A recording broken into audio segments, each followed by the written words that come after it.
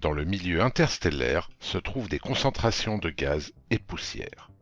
Ces structures sont le fruit de la vie et de la mort des étoiles et se nomment nébuleuses, du grec nebula, qui signifie nuage. Pouponnières d'étoiles ou vestiges de leur fin cataclysmique, elles nous offrent les images les plus spectaculaires qu'il nous soit donné de contempler. Découvrons aujourd'hui un type de nébuleuse dont le nom n'a aucun rapport avec leur nature réelle, les nébuleuses planétaires.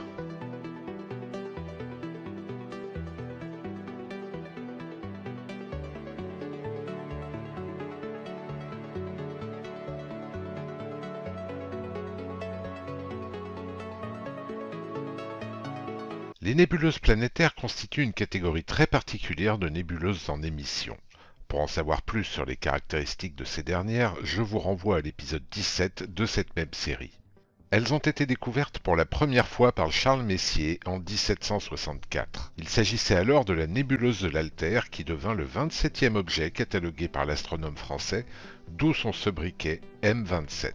C'est William Herschel, prolifique astronome germano-britannique et pourtant pas la moitié d'un abruti, qui leur donna leur nom car leur forme évoquait vaguement une planète. Sauf que ces nébuleuses n'ont absolument rien à voir avec de quelconques planètes et leur nom est totalement erroné.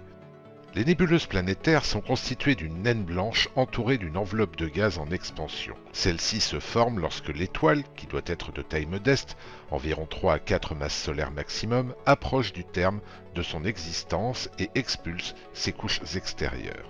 Nous consacrerons un épisode entier à la vie des étoiles, alors on va synthétiser. Prenez une étoile comme notre Soleil, quand elle aura consommé tout son hydrogène, elle va grossir pour devenir une géante rouge, et là, paf, elle va expulser ses couches externes, son cœur va se contracter, et repaf, elle devient une naine blanche. Et donc cette étoile mourante envoie ses gaz dans le milieu interstellaire, enrichissant ce dernier des fruits de sa nucléosynthèse.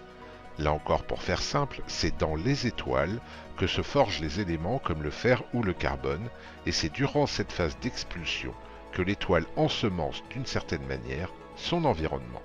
Donc, quand on vous dit que nous sommes de la poussière d'étoiles, c'est totalement factuel. Les nébuleuses planétaires peuvent adopter plusieurs formes, des anneaux, des bulles, des ellipses, et peuvent même être bipolaires. Voici quelques photos de nébuleuses planétaires prises ou traitées par les membres de la Team Astrofleet.